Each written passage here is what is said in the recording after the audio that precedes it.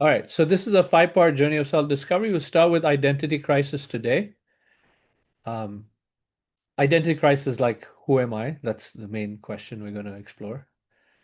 Um, Week two, we'll talk about Param Satyam, which is a Sanskrit for supreme reality.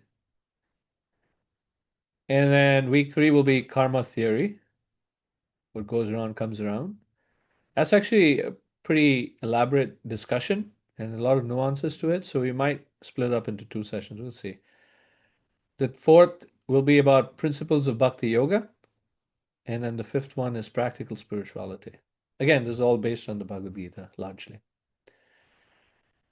So, as I usually present to college students, what's life's about? What is life about? It's a good question. Here's one theory of what life's about. Oh no, it's not working. Let me see, hold on.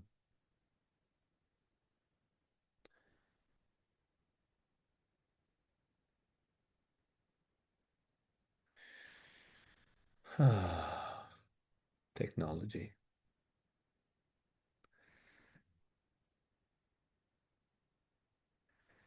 Let me play it on here.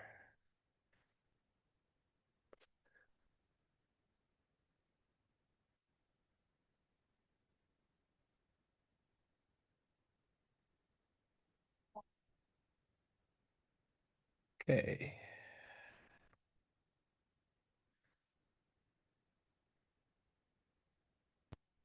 All right. Hopefully you can see this, yes?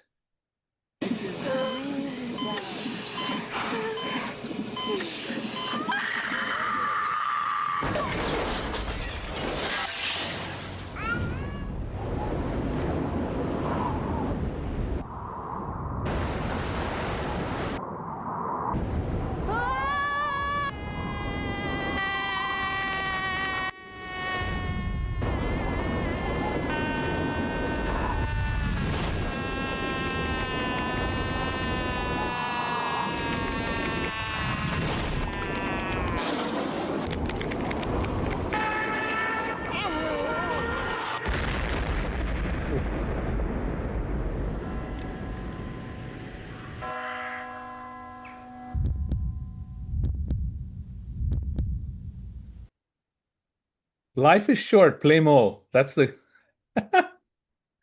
that's that's what Xbox proposes, or I think Microsoft now owns them. Um, Here's another perspective. Get a job, go to work, get married, have children, follow fashion, act normal, walk on the pavement, watch TV, obey the law, save for your old age. Now repeat after me, I'm free. Right? That's another perspective of what life's about. So often we are worried about taking care of the cage. This is a story of the Prabhupada would often speak about, that an old lady would be taking care of a cage within which there was a bird. She would polish the cage very nicely, but unfortunately would not pay attention to the bird or feed the bird, and so then the bird died. She was confused. I was polishing the cage for so long. What happened? Why is the bird dead? Well, that bird represents our inner being, our self, the soul. So who am I really? We have a lot of identities that we might stick on our foreheads. I'm an engineer. I'm the child of blah blah. I'm a student. I'm good looking. Or I'm not so good looking. I'm a man. I'm American. I'm woman. I'm Indian. I'm half Irish. I'm a musician. I'm a caring person. I'm responsible, etc. So we'll see this later, but these are, in the matter of identity, these are called upadhis or designations, material designations. Just the variety of people that we have in this world and all kinds of different designations. Yet there's something similar that pervade each person.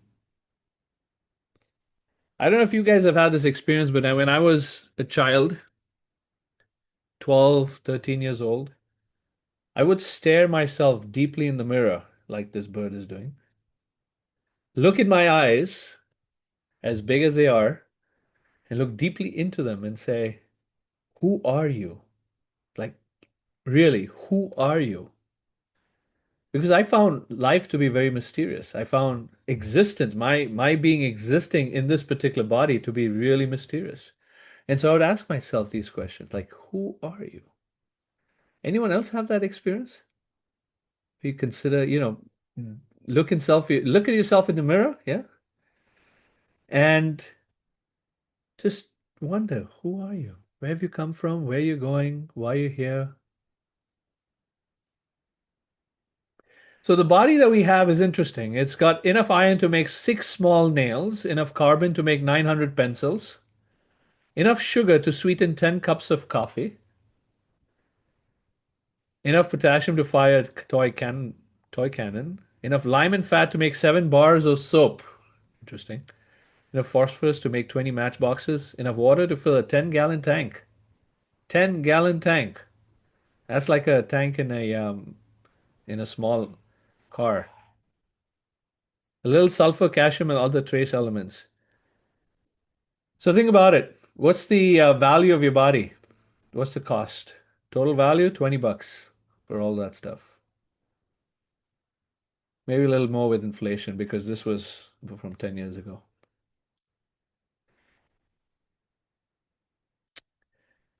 When a car crashes, the price of the car may be $20, but the value of the car is zero during the car crash because what you care most about when a car crashes is what?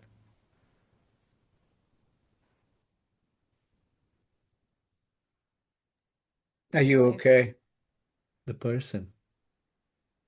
The value of human life is priceless.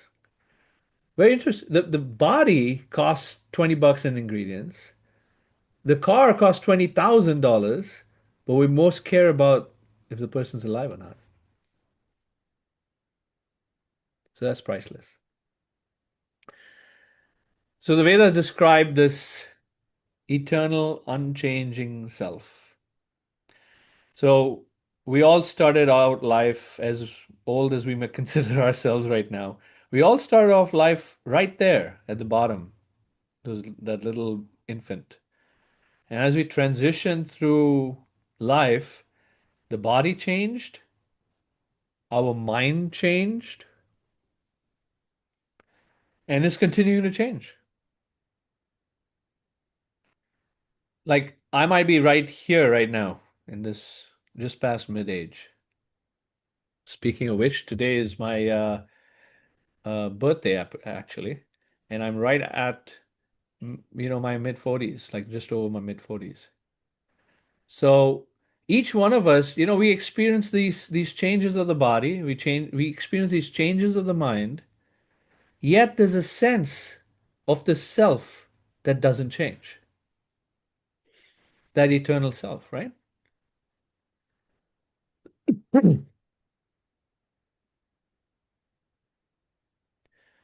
So you put the soul in a physical body, and the soul can, you give like just you might give a fish a Pepsi can, you take it out of the water, you give it Pepsi or Coke or whatever, cigar, some dollars, the internet on a phone, hot dog, magazines, baseball bat, whatever. The fish can be happy. You throw the fish back in water, and then that's where the fish becomes satisfied.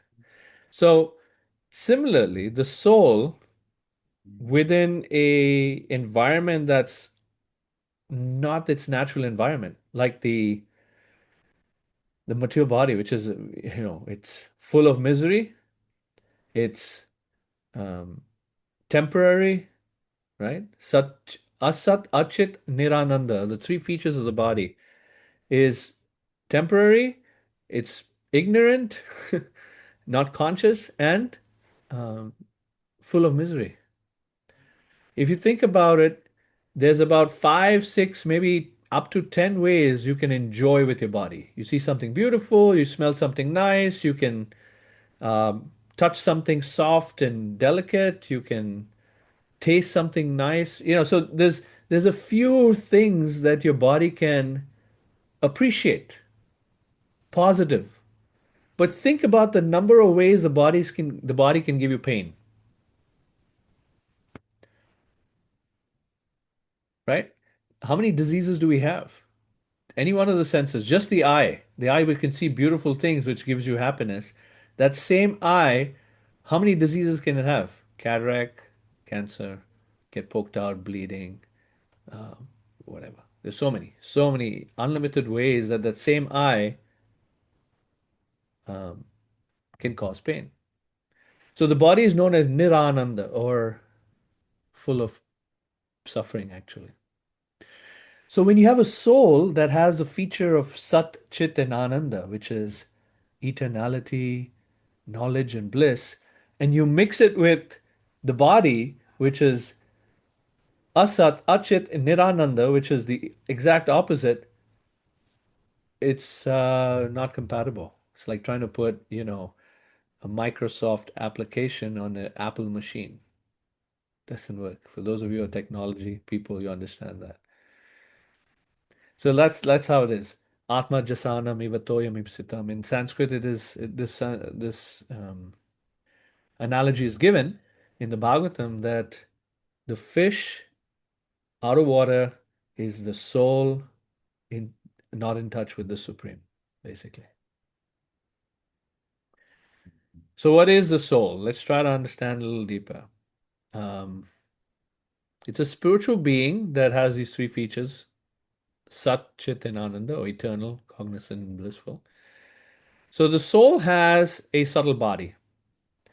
The subtle body can be defined in different ways, but one simple way of understanding the subtle body that surrounds or covers the soul is these three features.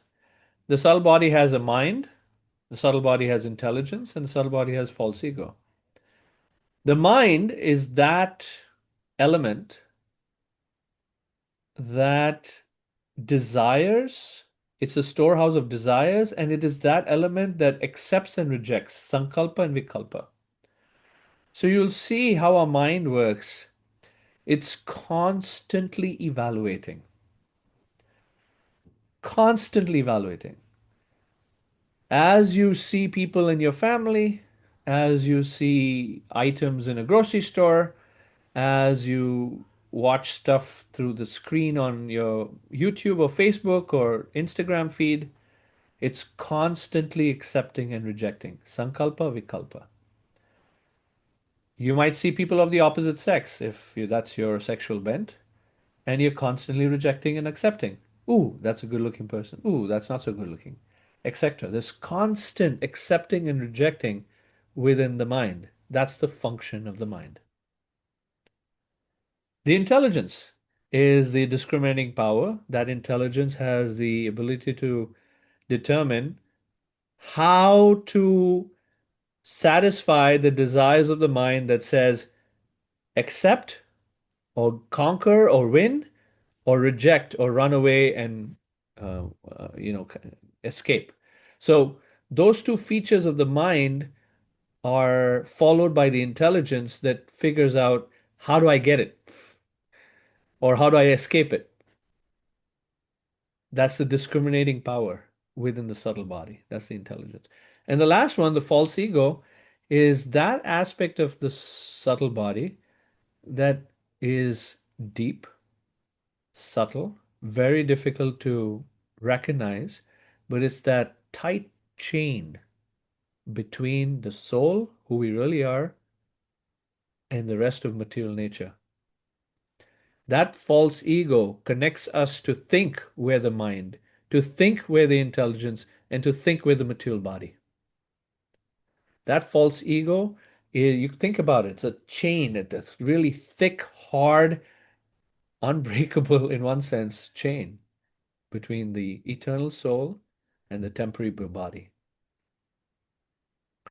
It's the nemesis of our being, this thing called the false ego. And then past the subtle body is the gross body, stuff you can see and touch and smell and taste, made of earth, water, fire, air, and space. So when someone dies, the gross body is given up. The physical, that body is given up. The subtle body is not. So the subtle body, still covering the soul, drags the soul and carries it to the next situation of life. It could be in another womb. It could be in an animal body. It could be in a fish body. It could be an aquatic. It could be a plant, some kind of plant or bird or something like that, or even a higher being. It could go to a higher being. So that subtle body, depending on how that subtle body is arranged, it carries, pulls the soul into the new situation. And unless one gives up the subtle body, they don't become free. The cycle of karma continues. All right. So what are the features of the spirit soul? So this is given in the early chapter of the Bhagavad Gita. The spirit soul is basically bomb-proof, fireproof, waterproof, windproof. None of these things can impact the soul. Weapons can't impact it. Cyclones can't impact it. It's 100% transcendental. It is um, 1/10,000 the size of the tip of the hair. So if you take a long piece of hair, which I don't have any, but if you take the tip of the hair, you cut that tip of the hair into 100 pieces. You take one of those pieces, cut another 100 pieces, and then one of those 1/10,000, the tip of the hair size, is more or less the dimension of the soul. It's so small yet so powerful. I like this little thing because it talks about recycling as well, because the soul does move from body to body and therefore recycles. So I'm going to try to play this. Let's see if technology works. Um, there are many evidences of this aspect of the soul being eternal and how the soul moves from body to body to body. There's a professor by the name of Ian Stevenson. He's now dead, but he studied for 40 years. He studied at the University of Virginia over 3,000 cases of reincarnation. Uh, Lots of fascinating stories. You can just do a Google search or a um, YouTube search or whatever. This is one story. Some of you may have read the book Diary of Anne Frank. Yeah. And this talks about her reincarnation, Anne Frank's reincarnation, which is interesting. It didn't work. All right. Give me a second.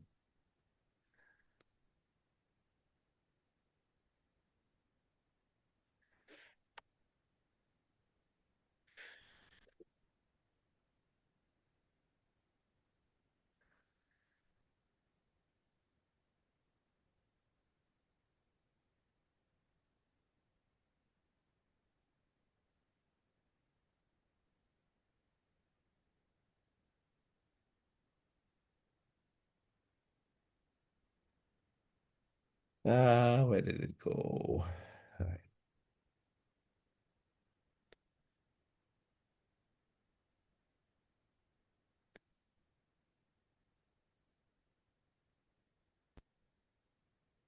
All right. Can you see my screen?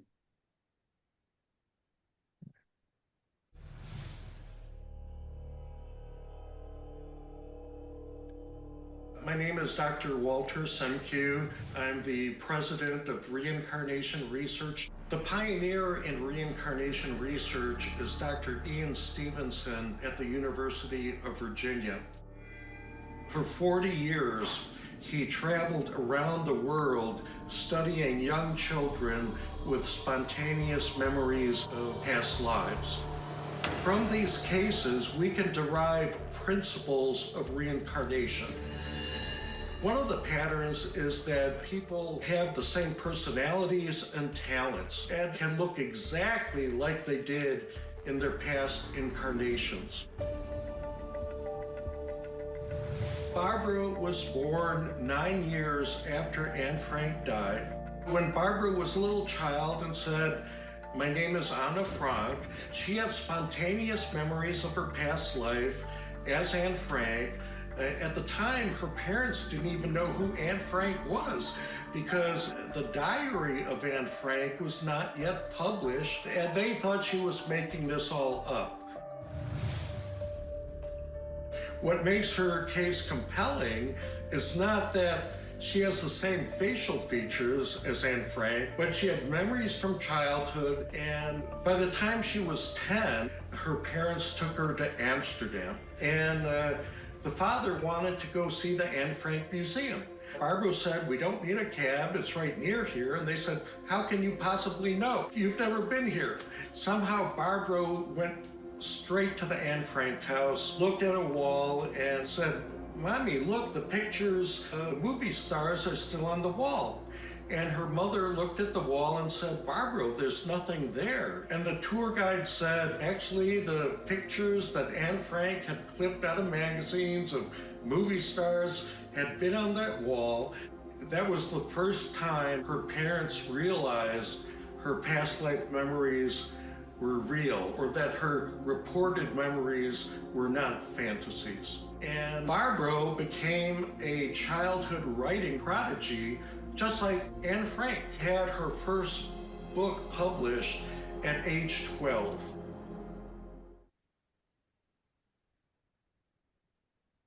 Interesting, huh? She even looks similar.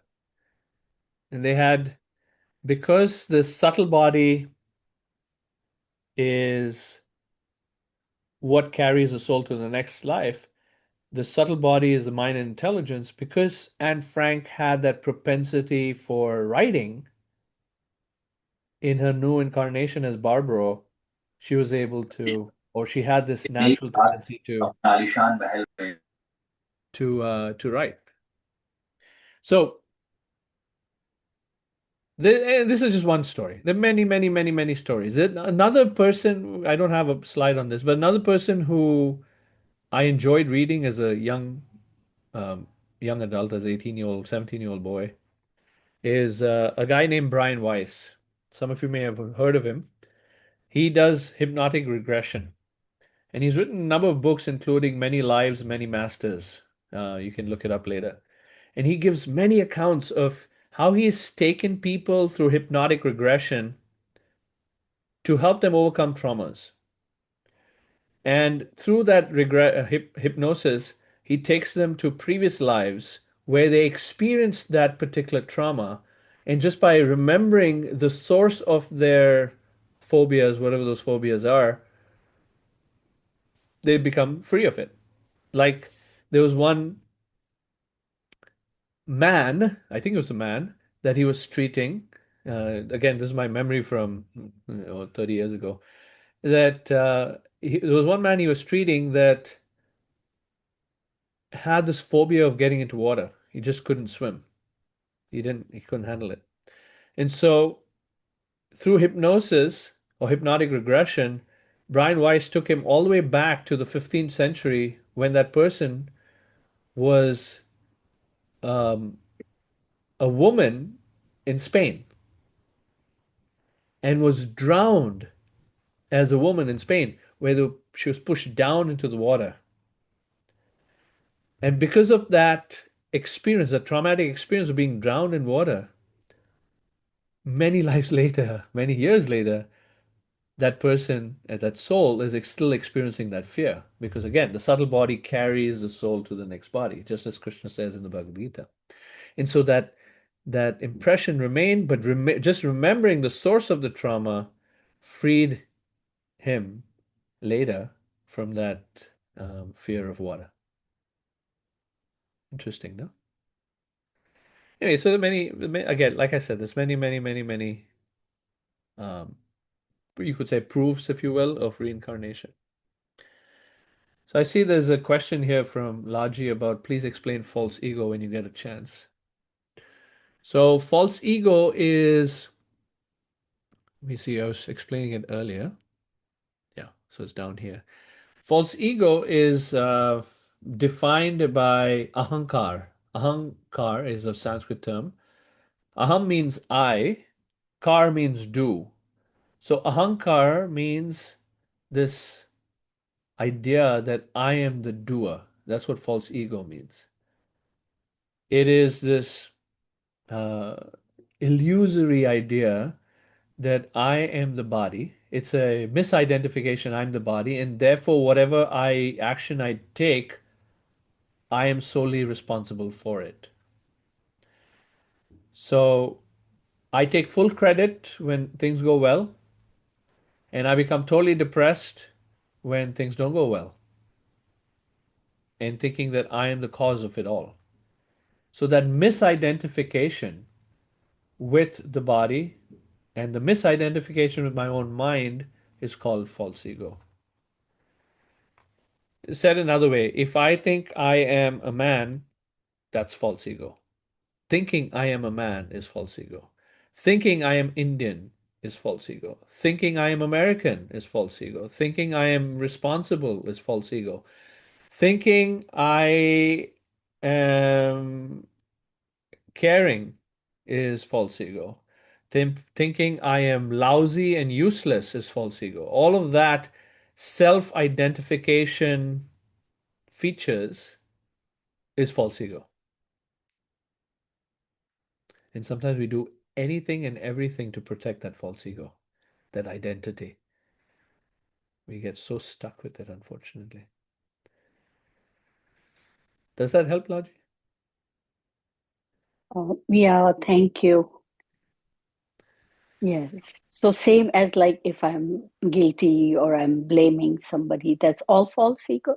It's all based on false ego, yes. Okay, thank you. All right. Here's another example. A Ohio family was convinced, this is a Christian family that was convinced that son lived another life as a Chicago woman. You can, I mean, there's many stories. I can share this link with you later and you can read it. It's an interesting story. So each life we have a different upadhi or different material designation. Um, and even within each life, the material designations we have, the upadhis we have, keep changing. How we see ourselves, how we want to see ourselves, whether it's true or not, how we want others to see ourselves is, upadhis, material designations. So we might see ourselves as this guy or that girl or an employee or an occupation of some kind or a guy with an Indian flag, or I see myself as a husband, I see myself as a father, I see myself as an American. So these are all upadhis. These are coverings of the true self. These are coverings of the soul. This is what essentially is the title of today's discussion, which is identity crisis. We In material consciousness, we have lost a sense of who we really are, unfortunately.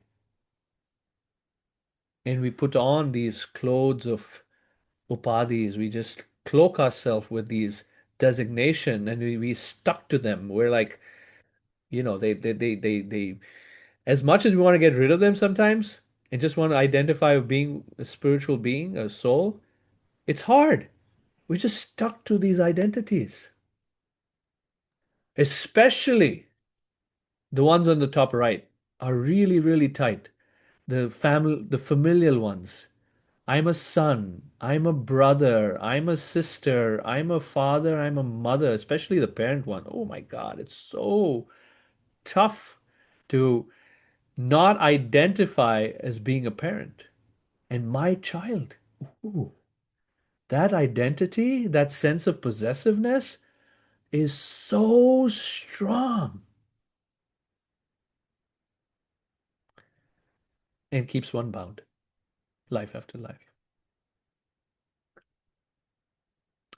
So Krishna begins the Bhagavad Gita. Arjuna is in that, if you go back and think about it, Arjuna in the very beginning of Bhagavad Gita is stuck with this mentality, isn't it? How can I fight against my brothers and cousins and teachers? And these relationships have clouded his ability to do the right thing. That's the very beginning of the Bhagavad Gita. And so Krishna says, the first thing Krishna tells Arjuna, hey Arjuna, look, no one's going to die. Everyone's eternal. Your cousins, your teacher, your uncle, all of them going to live on, even though you might kill them in the battlefield. Why? And then Krishna gives this verse. He says, in the very beginning is chapter 2, text 13. Dehinosmin yata dehe kaumaram yauvanam jara tata dehantara praptir dhiras tatra namohyate.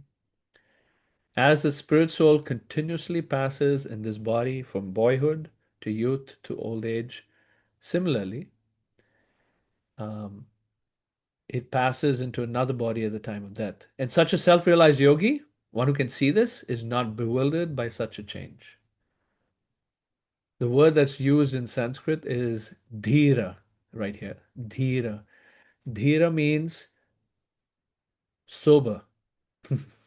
He's not drunk. So sober, if someone is sober, they don't get bewildered by such a change in the body. And even by death, they're not bewildered by the experience of death.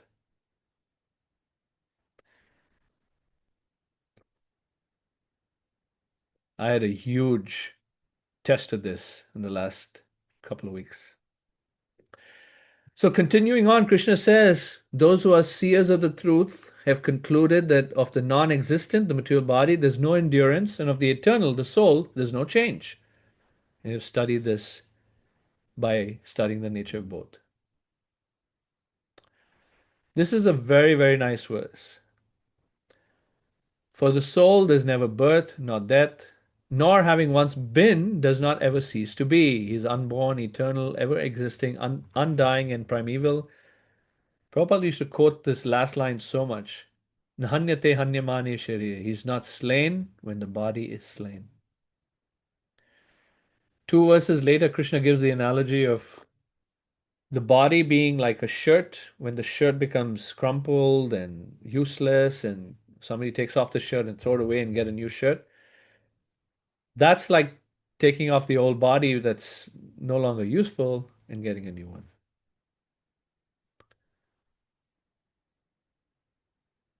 So what do you do? Now we find ourselves in the material body, right? Here we are, spiritual beings, having a human and material experience. What do we do? What's the purpose of our existence? How are we supposed to live our life? And so that's where the Vedas, having explained the difference between the body and the soul, explain now there's the dharma, there's a duty, you could say, there's a responsibility we need to fulfill, given that we're these spiritual beings. And it begins with the spiritual spirit of inquiry, or known as Brahma Jigyasa. Jigyasa means inquisitiveness, to inquire into who am I, what's the supreme, what's our relationship, why the world is the way the world is. Pretty sad sometimes, but it is the way it is. So why? What's driving all of this? And Krishna explains in the 13th chapter of the Gita that Janma Mrityu Jara Vyadi Dukkha Doshanu Darshanam, that one should perceive the evil of birth, death, old age, and disease. So here we see is disease, death, birth, and old age. And it doesn't matter who you are, the richest person, the most famous person, you're all going to experience this. The most wonderful, amazing, strikingly beautiful actresses when I was growing up, now they all kind of look like this lady on the right. Beauty is, completely destroyed with time. The most famous people. Where Prabhupada used to say, where's Hitler now? Where's Alexander the Great now? So time easily destroys all of these things that we consider valuable.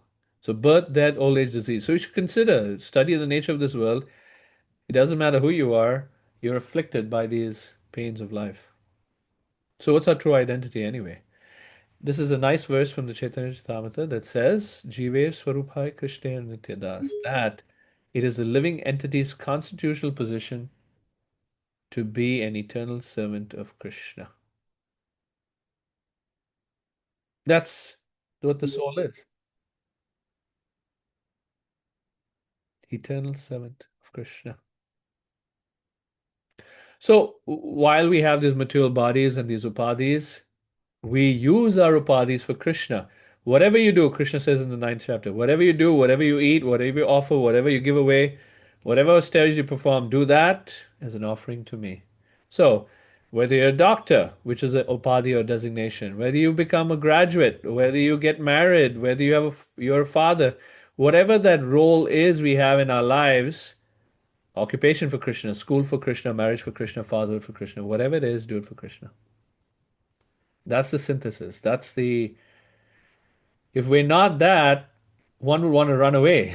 You run away from being a father, or run away from being a wife, or whatever. Yeah, we're not that, but the solution is not to run away. The solution is to do it for Krishna. Serve for Krishna in the role that we currently have, given our psychophysical nature, given the bodies we have, etc. All right, so I'll pause there and see if there are any comments before we move on to the last section on dealing with death.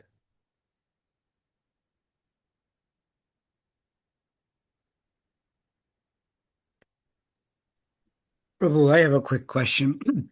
When you were talking about the size of the soul being 1/10 of a hair, 1/10,000, the tip of the hair. right? If if you are actually describing something that's physical, that was measurable, then how can we say the soul is invisible and nothing?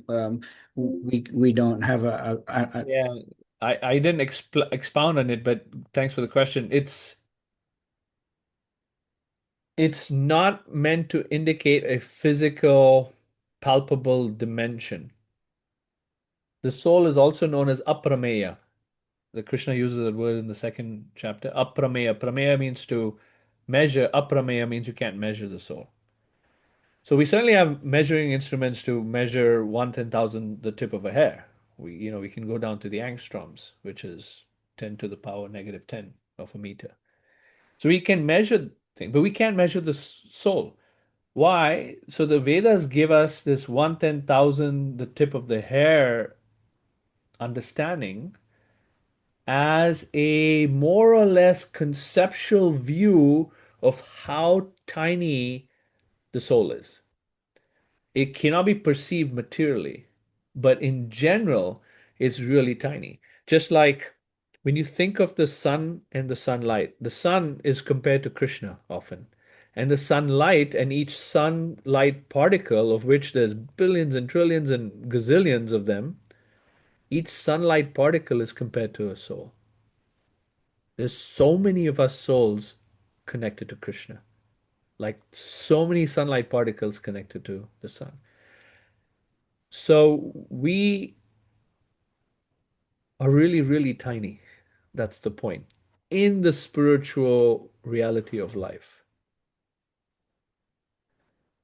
So that dimension that's expressed, 1/10,000 tip of hair, is to directionally explain to us the tininess of the soul in relation to reality. But it's not something that can be measured with our material senses. Thank Or, you. yeah.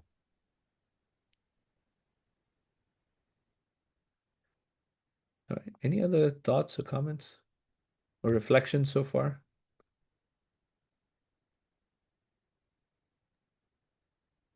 Why is it some people have the ability to remember their past lives and other people aren't? If the soul is jumping from one life to another, why are some people able to continue some portion of their previous lives in memories and others aren't at all? Yeah, good question. The Vedas don't talk about it as far as I've seen, the answer to that question.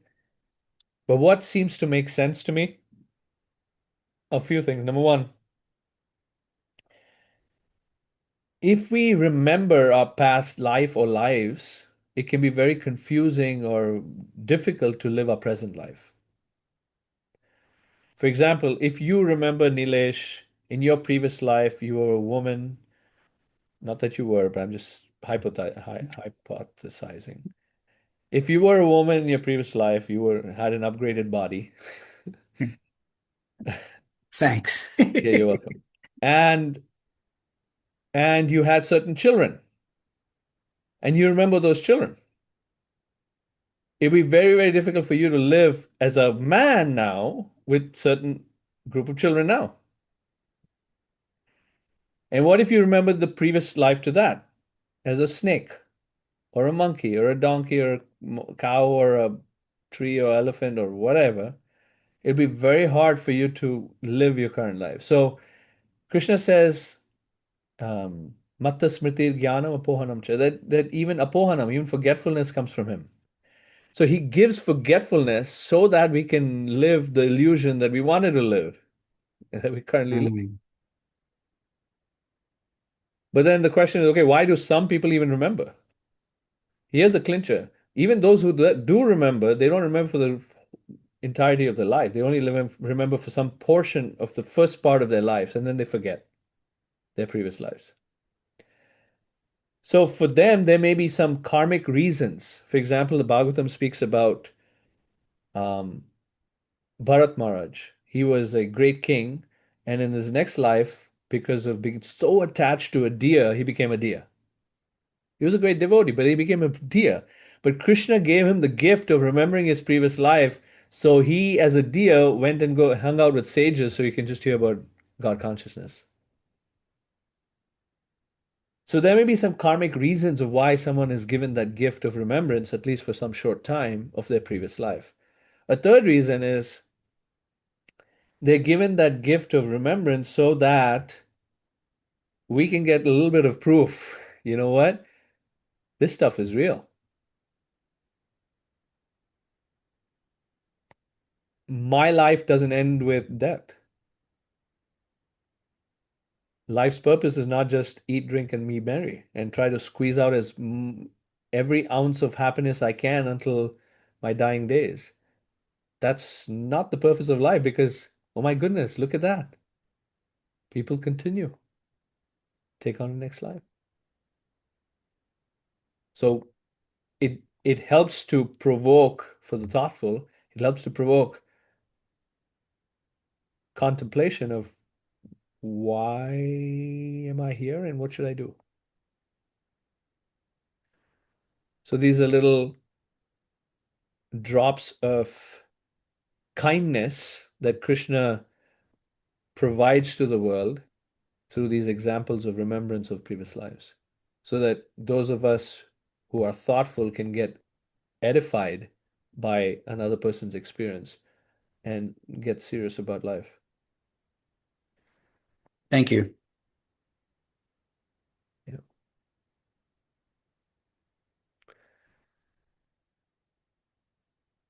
Okay, anything else? Prabhu, whatever you described now, is that false ego?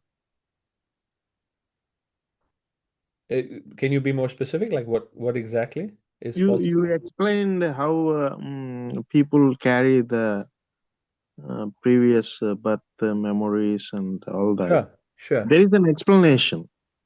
Is that false ego or False is ego it is if I Krishna? identify with it. If I remember a previous life, it helps to distance myself from identifying with the body. It's a perception, right? The way you described, it's a view on the Krishna's consciousness. So everyone in this world is experiencing the reality in their own way. Every single human being has a view of Krishna's consciousness. As you said, if Krishna is the sun, we are all particles. Mm-hmm. We all are experiencing that Krishna's consciousness in our own way. So when we explain something, I feel that that perception itself is one view of the entirety. So we can't say everyone has the same perception, should have the same perception. So where is that commonality? I do not know. It's a shaky common ground that we all describe. I'm sorry, I don't want to say that, but I want to bring something into this discussion. That's why I talked that way. Mm-hmm. Mm-hmm. So what I felt is only silence is the ultimate common reality. Anything else spoken, it's just a piece of the entirety. So everyone may not have that piece in them. Piece means a small part that we see of the entirety. Then communication won't be there. I'll let you speak, Prabhu. I apologize for talking like this. No, no worries. I'm honestly trying to understand where you're coming from or what you're trying to express. And to be honest, Oh, I, having a I, little bit of difficulty, but let me see. I truly recognized, as I'm sorry again to interrupt you. I truly recognized I have false ego, and ego is not me. When I'm walking on the street, I see people like spirits wearing a body, and their experiences are making them talk the way they are talking these days. Mhm. When I see my wife, I see her like a spirit with some body and some experiences that make her like her. Sure, sure.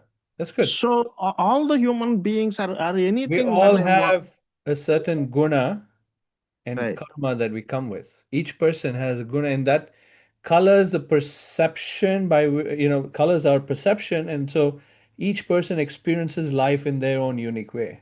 Absolutely. That's what you're trying to say. Yes. Yeah, so And what Krishna I am speaks trying about to that. say Yeah. is, I'll close this. I just want to express my feeling. When I see people these days, I'm not seeing them like name and form. I'm seeing them like the experiences that went into them and the perceptions they are having on the world, and what they are expressing, or how they are offering things to the world. Sure, sure. The community, yeah, I mean, I I'm get it. seeing them like that. And what Yeah. I would you know, go out on a limb and say that's good in the sense that it's you're seeing life in a little deeper way. You're seeing people as per their subtle bodies. Because I explain what subtle bodies is, the mind and intelligence and how they perceive the world and their experiences comes from the subtle body. I'd encourage you to go even deeper. And that's what Krishna says is Pandita Samadarshina, to see beyond the subtle body and to see the soul that's animating even the subtle body and then the gross body. And that the soul is Krishna's part, and that soul has equality between a tiger, a learned person, a carpenter, etc. So to see the soul behind even that behavior that you're seeing now is what Krishna encourages us to do in the Bhagavad Gita. Does that make sense? Yes, Prabhu. Yeah, thank you. And again, truly, I apologize for talking like this because any speech, it feels to me that, oh, it's a conditioned thing or subtle body thing. So what else could be there behind that? I recognize the equality of Krishna's consciousness, or Krishna in all of us. Yeah, yeah. There So is speech that is beyond silence, and that speech is transcendental speech yeah. that has a specific quality. That speech Krishna speaks about in is Krishna, first of all, it's Krishna's words is transcendental speech. There's a marked bhakti potency in Krishna's Mhm. speech. Yes, Yeah. Prabhu. All right. Anything else? Any other comment?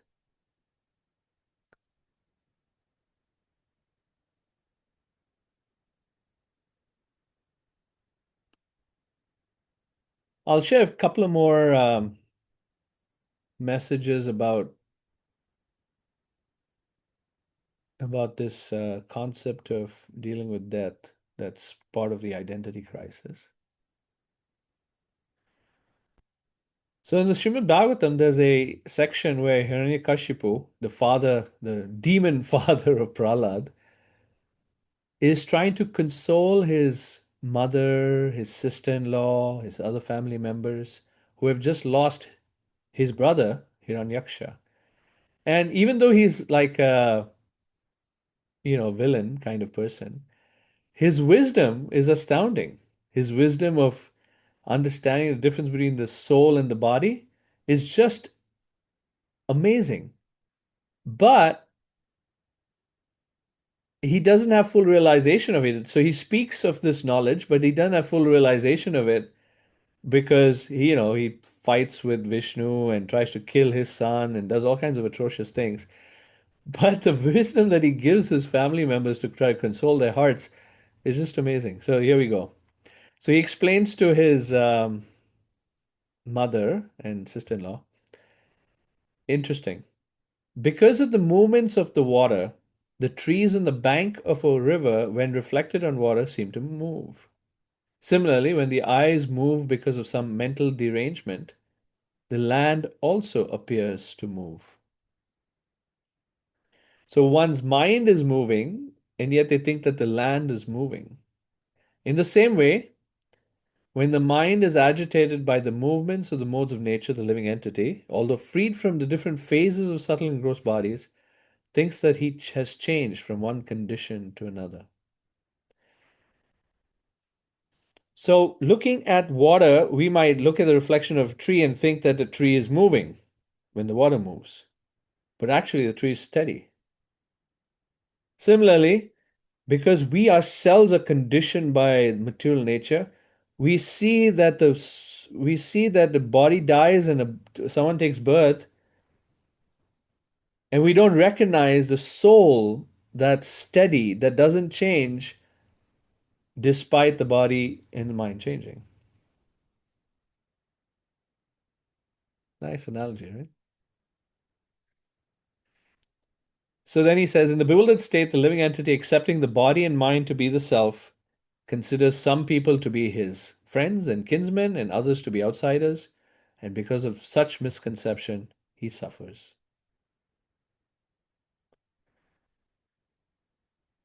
One time, there's a great one of Arjuna's brothers is Yudhishthir, his oldest brother, and his oldest brother was approached by a a godly being who asks him, "What is the most amazing thing within this world?"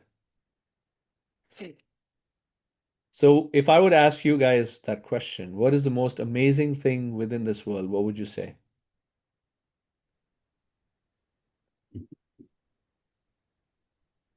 Didn't he answer it was the air, the wind? Okay. What are others? If I ask you this question, what's the most amazing thing within this world? What would you say?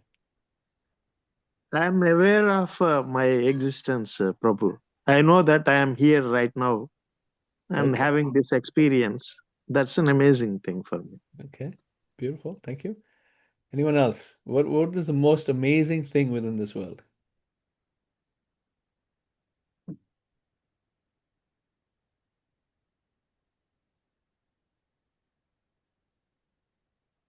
It doesn't have to be some super well thought out, learned response. Just whatever your heart says. Go ahead.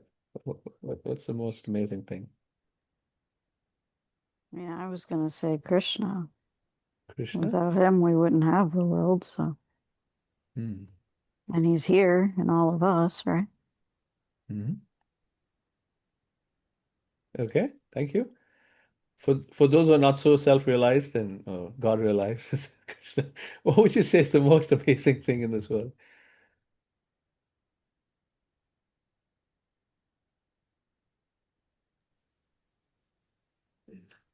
Awareness and consciousness. Awareness and consciousness. Okay. So let me give you what Arjuna's oldest brother says as the most amazing thing in this world. I think you'll find it pretty amazing what he says. He says, Ahani ahani lokani gachanti yamalayam sheshastavaram ichanti kimascharyam ataparam. The last line says, what can there be more ashcharyam, more wonderful, more surprising than this? What is that? Hundreds and thousands of living entities meet death at every moment, but a foolish living being nonetheless thinks himself deathless and does not prepare for it.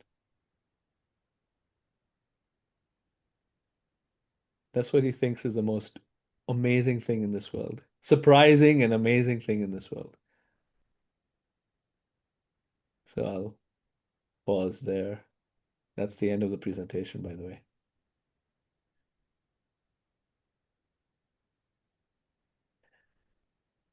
Okay, identity crisis. Do you guys feel like you got a little bit of dose about that from the Bhagavad Gita?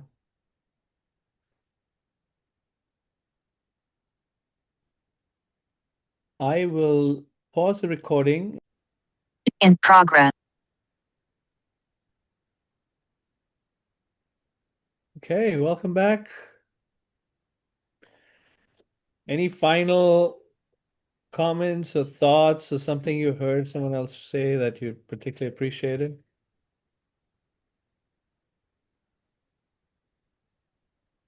I like what Laji said. She says to look beyond the false ego of a person and look at everyone's conscious, like Krishna's. What did you say? So, as Prabhu explained, when we see people, we should try to look beyond the settled body. Like they're eternal, they are calm, they're lovable. Because our judging mind, will see their negatives or focus on the negative, but we should try to see beyond the subtle body. Hmm. And I don't know how we'll do that. If you can help us, Prabhu. Yeah, that comes up in part 4 and 5, practical spirituality. But in a nutshell, it's, just by this chanting process, Okay. what it does is purifies the heart, Chetodarpana Marjanam. It cleanses the mirror of the heart from contaminations. When we start to see ourselves as beyond the subtle body, then we can see others beyond the subtle body. How we treat ourselves, how we perceive ourselves is how we then perceive others. Yeah, that If we see ourselves with softness and past our own subtle conditionings of the mind and the intelligence, that's what gives us the strength and power and ability. It's by grace. By grace, when our hearts are clean, we see ourselves. In that way, we can now see others in the way they truly are, which is spiritual beings. That process is through the chanting process. When done sincerely, can be very powerful. Two things: that chanting process, and also continuously and repeatedly hearing these messages of the Bhagavad Gita. Yeah. Thank you.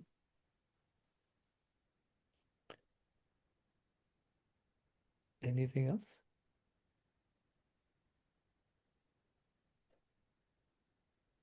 So why is our mind the worst enemy we have and our intellect the one that is supposed to control our mind not as strong? Because I know the intellect can be developed into a stronger way, but we always give our mind a priority. Why do we do that? Krishna, this topic is brought up by Arjuna in the 3rd chapter of the Gita. You can look it up between text 36 of chapter 3 to the end 42. Arjuna asked the same question you asked. It's like, why is this happening? I know better. I know I shouldn't do something, I do it yet. I know I should do something and I don't do it. Why? So Krishna says the root cause of that, kamesha, krodesha, rajoguna, samudbhava. Know that the cause of that is our inclinations for sense gratification. Kama, and then krodha. When our karma is dissatisfied, when our desire is dissatisfied or not fully satisfied, then we get into krodha, anger, or dissatisfaction. So Krishna says, know for certain our general propensity to enjoy for ourselves is what is the root of the problem, why the intelligence is not strong. And then in chapter 4, he says, okay, how do you build your intelligence? That's where he brings up the concept of accepting a spiritual master in chapter 4. So that whole process of gaining knowledge with in one's relationship with a spiritual master helps to strengthen the intelligence through a relationship that's deep and sacred. Through that sacred relationship, the intelligence becomes strong to now be able to control the mind as opposed to the mind controlling the intelligence. So in text 40 of chapter 3, Krishna makes that statement. Higher than the body is the mind, higher than the mind is the intelligence, higher than intelligence is the soul. So flip the story. Let your soul drive your intelligence to drive your mind, as opposed to your senses driving your mind, which drive your intelligence, and your soul is going for a crazy ride.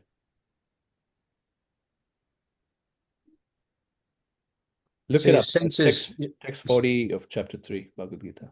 so your senses are the ones that are actually corrupting you more so than anything else while you're. Yeah, because our senses sees and or kind of, our senses experiences different parts of the world, and it pulls on the mind. Marketing, all kinds of marketing is exactly that. It tugs on the mind. And the mind goes, oh no, I don't want that. Like that. Mm. And then it summons the intelligence. Intelligence, find me that way to get that damn cheesecake that's on the billboard right now. And so forth. The story goes on. You see a beautiful girl on a billboard. Oh, want that. Intelligence figure it out. Okay, get a Botox or whatever the stupid body altering surgeries there might be. All right, I think we're done for today.